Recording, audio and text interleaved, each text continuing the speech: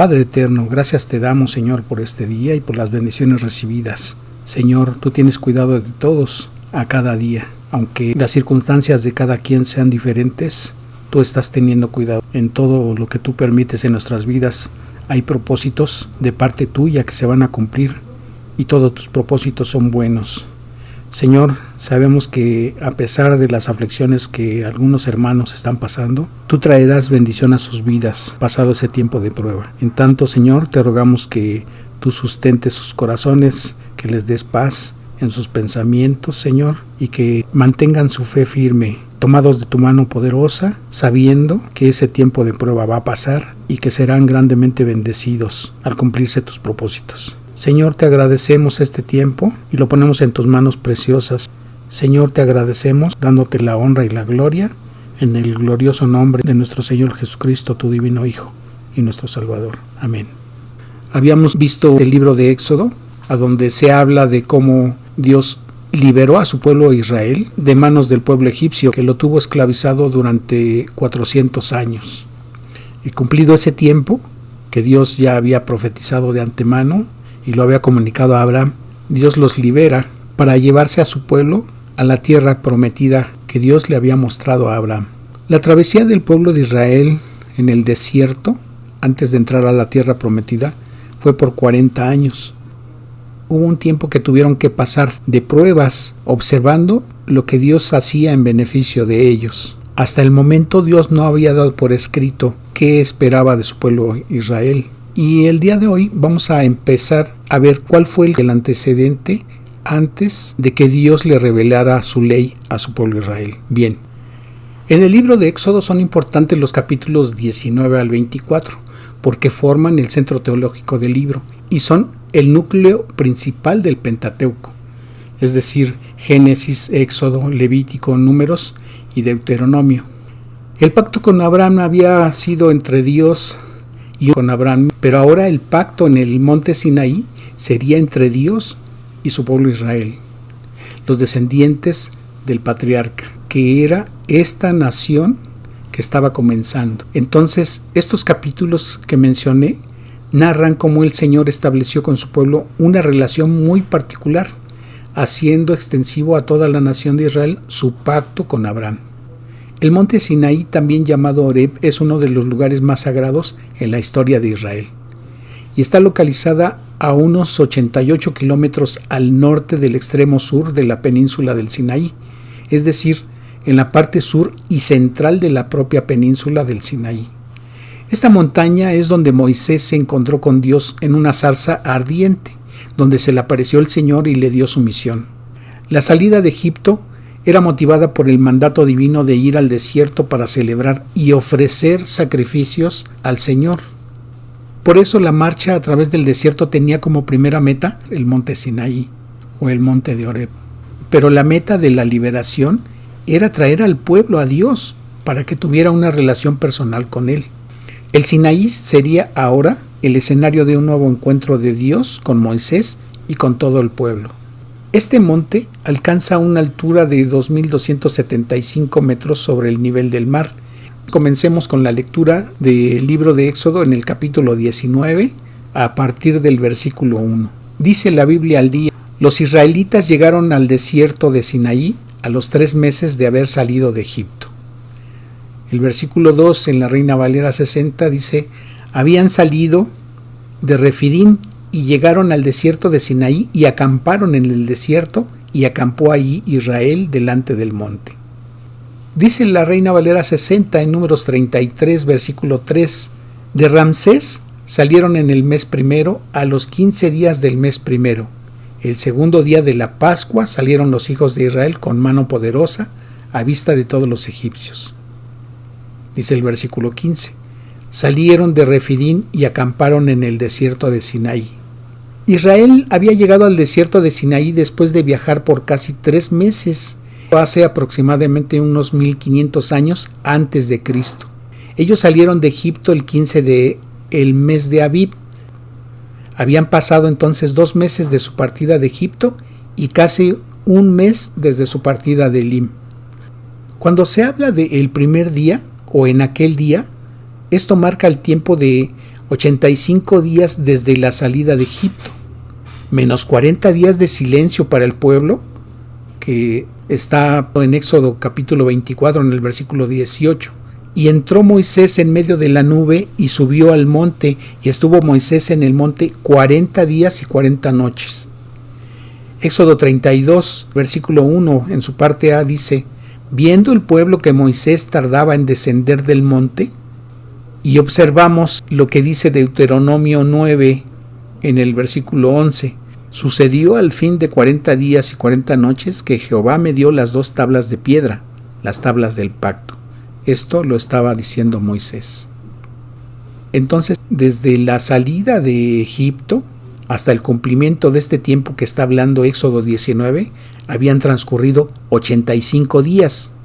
Si a esos 85 días se le restan esos 40 días que Moisés estuvo en el monte Sinaí delante de Dios, quedan 45 días. Si a esos 45 días se le agrega un día que había pasado en la montaña y otro día en volver por la respuesta del pueblo, más 3 días de preparativos, esto hace un total de 50 días, desde la primera Pascua hasta la promulgación de la ley que Dios le iba a transmitir a su pueblo. Entonces tenemos que aquí estos 50 días nos recuerdan que se trata de un antecedente de la fiesta de Pentecostés, lo cual marca la institución de la Iglesia del Nuevo Testamento, es decir, de la Iglesia del cristianismo. Dice el versículo 3 en las versiones Kadosh y Palabra de Dios para Todos: Moshe subió a Elohim y Yahweh lo llamó desde la montaña. Aquí está lo que dirás a la casa de Jacob, que digan a los hijos de Israel. Dice Palabra de Dios para Todos: Moisés subió al monte y el Señor le dijo: diles todo esto a los israelitas, los descendientes de Jacob. Bien, Moisés había subido a la presencia de Dios, es decir, la Shekinah, dentro de la nube, así tal como lo habla Éxodo capítulo 33 en el versículo 20. Dijo más: no podrás ver mi rostro porque no me verá hombre y vivirá. Entonces, la presencia de Dios, ese Shekinah, Dios se hacía presente ante Moisés a través de esa Shekinah, de manera que no fulminara, en este caso a Moisés, que estaba delante de él. Asimismo, el Evangelio de Juan en el capítulo 1, versículo 18, nos dice: a Dios nadie le vio jamás, el unigénito Hijo que está en el seno del Padre, Él le ha dado a conocer. Entonces, aquí se dirime esa confusión que tienen algunos en decir: a ver, la Biblia en el Antiguo Testamento dice que Abraham y que Moisés y algunos otros vieron a Dios, pero aquí el Evangelio está confirmando que no propiamente habían visto a Dios, sino era una manifestación. Por eso el Evangelio está diciendo: a Dios nadie le vio jamás, y el unigénito Hijo, es decir, el Señor Jesucristo, que está en el seno del Padre, Él le dio a conocer. ¿Cómo le dio a conocer? A través del mensaje que Él tenía. Recordemos que el Señor Jesucristo es Dios en la segunda persona, es decir, el Hijo. Dios es manifestado en 3 personas: Dios Padre, Dios Hijo y Dios Espíritu Santo. Y cada una de las 3 personas que conforman la deidad tienen todos los atributos de la deidad. Entonces Moisés subió para recibir y llevar al pueblo el mensaje, el cual fue un anuncio de que Dios había de tomar a los israelitas en una relación estrecha para con Él mismo. Dice el versículo 4 en la versión en lenguaje sencillo, y aquí está hablando Dios: ustedes han visto cómo castigué a los egipcios, también han visto que a ustedes los he traído con mucho cuidado hasta el lugar donde estoy. Los he traído con el mismo cuidado que tiene un águila cuando lleva a sus polluelos sobre sus alas. Dios le dio un mensaje a Moisés para los hijos de Israel que tenía 2 partes. Primero, les estaba recordando sus milagrosos hechos en favor del pueblo y el cuidado que les había dado durante el camino por el desierto.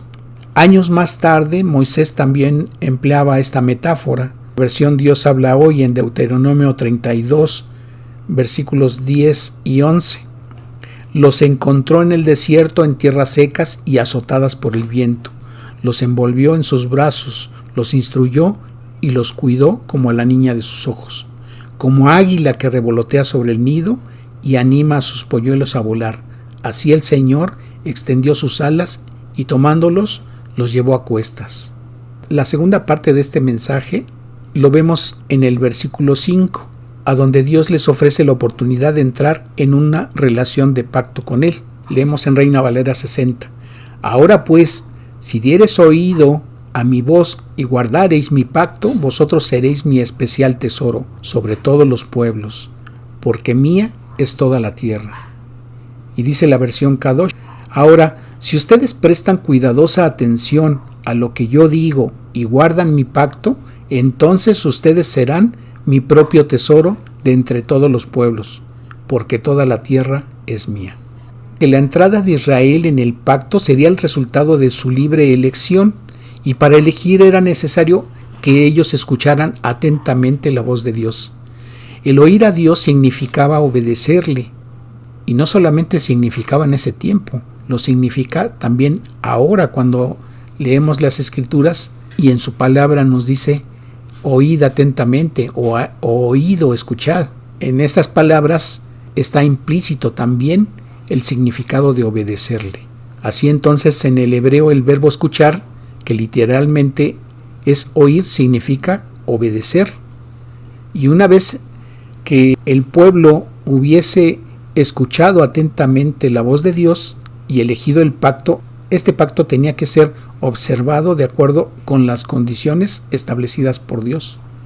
Entonces, al aceptar y guardar el pacto, Israel tendría una relación única con Dios. Guardar significa cuidar. Entonces, esto significa una responsabilidad doble: guardarlo en el sentido individual de obedecer sus enseñanzas en la vida personal y estar encargado de él para compartirlo a las naciones. Vemos entonces así también en el versículo 6, y leemos primero en la versión Reina Valera 60. Vosotros me seréis un reino de sacerdotes y gente santa. Estas son las palabras que dirás a los hijos de Israel. Dice la versión Dios habla hoy: vosotros me seréis un reino de sacerdotes, un pueblo consagrado a mí. Diles todo esto a los israelitas. También observamos en la versión en lenguaje sencillo: ustedes serán mis sacerdotes ante todo el mundo y se apartarán de todo para servirme solo a mí. Entonces, lo que aquí vemos, que Dios está diciendo que iba a hacer del pueblo de Israel un reino de sacerdotes y gente santa, y además consagrada para servirle en un propósito que Dios ya había establecido y que le había revelado a Abraham. Entonces, Israel sería un pueblo santo, una nación de sacerdotes en que cualquiera podría acercarse a Dios libremente. Pero ¿por qué escogió Dios a Israel como una nación especial en la tierra? Para presentar sus caminos, para enseñar su palabra y para ser una guía para llegar o acercar la salvación a las naciones. Así observamos que todas las naciones de la tierra serían bendecidas a través de los descendientes de Abraham. Y esto lo observamos en Génesis 18, 17 al 19, que leemos en la versión Reina Valera 60.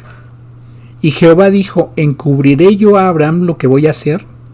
Habiendo de ser Abraham una nación grande y fuerte, y habiendo de ser benditas en él todas las naciones de la tierra, porque yo sé que mandará a sus hijos y a su casa después de sí, es decir, después de él, que guarden el camino de Jehová, haciendo justicia y juicio, para que haga venir Jehová sobre Abraham lo que ha hablado acerca de él. Entonces observamos a través de la lectura de los versículos 5 y 6 de este capítulo 19 de Éxodo, que hay tres características que están relacionadas con el propósito que Dios tenía al haber elegido a Israel. Y estas características son que este pueblo debía de ser un pueblo especial, porque Dios lo nombra como su especial tesoro, que debía de ser un reino de sacerdotes y que debía de ser una nación santa. Vamos a analizar un poquito estas características. ¿Por qué un pueblo especial? Dios dijo que Israel sería para él un pueblo especial entre todos los pueblos, porque mía es toda la tierra, dijo él. Entonces el Señor no renunciaba a su derecho sobre las otras naciones. El llamamiento de Israel es más bien porque toda la tierra le pertenece. Pero Dios tiene un propósito universal en elegir a un pueblo para ser su especial tesoro, pues Él le había declarado ese mismo propósito a Abraham al llamarlo. Y así observamos que en Génesis 12, en el versículo 3, en su parte B, dice la palabra que en ti serán benditas todas las familias, es decir, las naciones de la tierra. Porque por medio de Israel, el pueblo elegido, Dios quería bendecir a todas las demás naciones. Israel iba a ser un instrumento en las manos de Dios para la redención de las naciones. ¿Por qué un reino de sacerdotes? Observamos que dice Isaías capítulo 61 en el versículo 6: y vosotros seréis llamados sacerdotes de Jehová, ministros de nuestro Dios seréis llamados, comeréis las riquezas de las naciones y con su gloria seréis sublimes. Dice la primera carta de Pedro en el capítulo 2 en el versículo 9: mas vosotros sois linaje escogido, real sacerdocio, nación santa, pueblo adquirido por Dios, para que anunciéis las virtudes de aquel que os llamó de las tinieblas a su luz admirable. Este mismo pasaje en la Biblia, en lenguaje sencillo, dice: pero ustedes son miembros de la familia de Dios, son sacerdotes al servicio del Rey y son su pueblo. Dios mismo los sacó de la oscuridad del pecado y los hizo entrar en su luz maravillosa. Por eso, anuncien las maravillas que Dios ha hecho. Entonces, cuando en la Reina Valera 60 hace referencia a que Dios nos sacó de las tinieblas a su luz admirable, quiere decir que nos sacó de la oscuridad de nuestros pecados, para que nosotros anunciáramos sus maravillas. Y entre esas maravillas, obviamente, está el anunciar el Evangelio. Apocalipsis, en el capítulo 1, versículo 6, la palabra nos dice: y nos hizo reyes y sacerdotes para Dios su Padre. A Él sea gloria e imperio por los siglos de los siglos. Amén. La Biblia del oso, en Apocalipsis capítulo 5, versículo 10, nos dice: y nos has hecho para nuestro Dios reyes y sacerdotes, y reinaremos en la tierra. Cuando observamos entonces en la Escritura, en Apocalipsis 1:6, que Dios nos hizo reyes y sacerdotes, aclara la Escritura, como lo observamos en este pasaje de Apocalipsis 5:10 en la Biblia del oso, que nos ha hecho para Dios reyes y sacerdotes y reinaremos en la tierra. ¿Y por qué habla en un tiempo futuro? Bien, si observamos Apocalipsis en el capítulo 20, en el versículo 6, nos dice la Escritura que bienaventurado y santo el que tiene parte en la primera resurrección. La segunda muerte no tiene potestad sobre estos, sino que serán sacerdotes de Dios y de Cristo y reinarán con él 1000 años. Entonces la promesa de parte de Dios es que a quienes el Señor Jesucristo designe como reyes en el tiempo del milenio, será en ese tiempo cuando ejerzan ese reinado que Dios está prometiendo aquí en su palabra. Y cuando este versículo 6 de Apocalipsis 20 está hablando de los que tienen parte en la primera resurrección, obviamente se está refiriendo a los que serán resucitados en el tiempo en que suceda el arrebatamiento de la iglesia. Básicamente los que ya han fallecido o los que ya habremos partido de este mundo y nos encontremos en ese tiempo durmiendo, como dice la Escritura, seremos resucitados en esa primera resurrección. Entonces, o a los que tienen parte en esa primera resurrección, de ellos se habla. Entonces, de esta manera vemos que los israelitas iban a ser constituidos como una nación sacerdotal.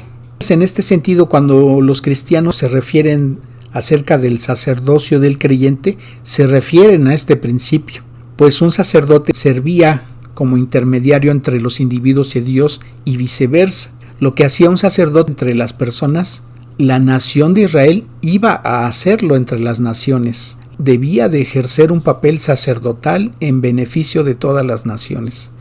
Debía instruirlas en el camino del Señor, debía indicarles el camino de la salvación. En este sentido, el propósito divino era que Israel fuese una nación misionera al mundo. Entonces, al no comprender el pueblo de Israel este propósito que Dios tenía para ellos, Dios cumple ese propósito a través del cristianismo, constituyendo la iglesia cristiana para que la iglesia anunciara este camino de salvación mediante el evangelio. Obviamente no estaba destituyendo a su pueblo de Israel, sino que estaba dando también oportunidad a los gentiles de que participaran en ese propósito que Dios había establecido en un principio para el pueblo de Israel. De ninguna manera la iglesia cristiana ha venido a sustituir al pueblo de Israel como pueblo de Dios, sino que son tiempos que se tienen que cumplir, porque los propósitos que Dios estableció para el pueblo de Israel se van a cumplir. En ese sentido, no estoy diciendo que Dios haya tenido un plan B, sino que Él ya lo había establecido desde un principio, porque Dios no se equivoca. Además de ser un pueblo especial y un reino de sacerdotes, debía de ser una nación santa, que esa es la tercera característica. Un pueblo especial para Dios y una nación sacerdotal y misionera, porque tendría que reflejar la naturaleza del rey al que representaba. Israel debía de ser consagrada o apartada por pertenecer a Dios. Para Israel el privilegio de pertenecer a Dios implicaba una responsabilidad, requería una entrega total a Dios. Esa entrega implicaba vivir una vida santa. Jehová nuestro Dios es creador de todo el universo y a Él le pertenecen todas las naciones del mundo. Él no quiso obligarlas a reconocerlo como Señor, sino que formó al pueblo de Israel para hacer de ella una nación santa y consagrada como nación misionera en la redención mundial. Por esta razón Dios no forzó el pacto y la misión sobre Israel, pues dijo a Moisés: estas son las palabras que dirás a los hijos de Israel. Entonces Moisés volvió y llamó a los ancianos y les repitió las palabras del Señor. Esto lo vemos en el versículo 6 y 7. Así entonces los ancianos eran libres de aceptarlas o rechazarlas, pero vemos que con entusiasmo todo el pueblo respondió y dijo: haremos todo lo que Jehová ha dicho. Así, de esta manera, el pacto fue ofrecido libre y aceptado libremente. Dice en el versículo 7 y 8, versión Reina Valera 60. Entonces vino Moisés y llamó a los ancianos del pueblo y expuso en presencia de ellos todas estas palabras que Jehová le había mandado. Y todo el pueblo respondió a una y dijeron: todo lo que Jehová ha dicho haremos. Y Moisés refirió a Jehová todas las palabras del pueblo. Así también vemos en los versículos 8 y 9 de la versión Palabra de Dios para Todos. Todo el pueblo respondió al mismo tiempo: vamos a hacer todo lo que el Señor dijo. Entonces Moisés regresó a la montaña y le contó al Señor lo que el pueblo había dicho. El Señor le dijo a Moisés: voy a ir en una nube densa a donde tú estás para que el pueblo me escuche hablar contigo y así siempre te crean lo que les digas. Luego Moisés le contó al Señor todo lo que el pueblo le había dicho. En el versículo 10 y 11, la Reina Valera 60 dice: y Jehová dijo a Moisés: ve al pueblo y santifícalos hoy y mañana y laven sus vestidos. Y estén preparados para el día tercero, porque al tercer día Jehová descenderá a ojos de todo el pueblo sobre el monte Sinaí. En la versión en lenguaje sencillo, leemos en los versículos 10 al 13: quiero que vayas y prepares al pueblo para que me rindan culto hoy y mañana. Ordénales que laven su ropa como señal de su pureza y que se preparen para adorarme pasado mañana, pues ese día voy a aparecerme ante ellos en la montaña del Sinaí.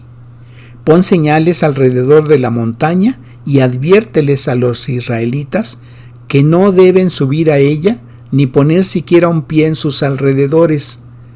A cualquiera que suba a la montaña se le matará a pedradas o a flechazos. sea persona o animal. Solo podrán subir después de que oigan el toque de trompeta. Dios es santo y mandó que el pueblo se santificara y se preparara para el tercer día, cuando Él descendería sobre el monte. El pueblo debía de estar preparado espiritual y físicamente para el encuentro. El Santo de Israel debía recibir honor y respeto. La orden significaba llevar sus ropas limpias y dignas en el ejercicio de lo sagrado. En segundo lugar, no debía sobrepasar los límites puestos por Dios, cuando dijo: no subáis al monte ni tocáis su límite. En el día del encuentro del pueblo con Dios, el monte Sinaí se convertiría en un recinto consagrado a Dios. Más tarde, el lugar santísimo del tabernáculo sería ese lugar consagrado. ¿Por qué aquí está diciendo Dios que ni siquiera debían de tocar o poner sus manos en la montaña? Y esto lo dice el versículo 12 en la Reina Valera 60. Y señalarás término al pueblo en derredor, diciendo: guardaos, no subáis al monte ni tocáis sus límites. Cualquiera que tocare el monte de seguro morirá. No se refería a que simplemente fuera el poner sus manos sobre el monte. Cuando algunas personas han ido a lugares a donde hay zonas arqueológicas, por ejemplo pirámides, pues es normal, entre comillas, que algunas personas traten de llevarse un recuerdo y procuran quitar alguna piedra o llevarse alguna parte de esa escultura que hayan visto o de esa pirámide que hayan subido. El ser humano a veces prefiere vivir por vista en vez de por la fe. En muchos casos está dispuesto a transferir esa devoción o que debería de tener a Dios hacia objetos materiales. Entonces la tendencia humana es ceder a la tentación, inclusive de comercializar lo religioso con la venta de supuestas reliquias santas. Y así observamos que algunas sectas inclusive llegan a vender frascos con agua sagrada de el lugar a donde Juan el Bautista bautizaba, o inclusive llegaron en un tiempo a vender supuestas astillas de la cruz del Calvario. Entonces Dios estaba advirtiendo que se abstuvieran de hacer alguna cosa así. Dice el versículo 13 y 14 de la versión Kadosh: ninguna mano la tocará, porque él tiene que ser apedreado o matado con flechas, ni animal ni humano le será permitido vivir. Cuando las voces y el shofar suenen y las nubes se aparten de la montaña, ellos pueden subir a la montaña. Moshe descendió de la montaña al pueblo y apartó al pueblo para Elohim, y ellos lavaron sus ropas. Dice el versículo 14 en la versión Dios habla hoy: Moisés bajó del monte a preparar al pueblo para que rindiera culto a Dios. La gente se lavó la ropa. Y dice el mismo versículo 14 en la Reina Valera 60: y descendió Moisés del monte al pueblo y santificó al pueblo, y lavaron sus vestidos. Dice el versículo 15 en la versión en lenguaje sencillo: luego Moisés les dijo: ustedes deben estar listos para adorar a Dios pasado mañana, por eso no deben tener relaciones sexuales. En cuanto a la preparación, Moisés mandó que se abstuviesen de relaciones sexuales, no porque el sexo fuese pecado. El pueblo debía tener un propósito en prepararse para el encuentro con Dios. Debía hacer a un lado cualquier distracción que lo impidiera. El pavor estremecía a la gente en el campamento, y Moisés les hizo salir al encuentro de Dios. Entonces se detuvo el pueblo al pie del monte, y todo el monte se estremeció en gran manera.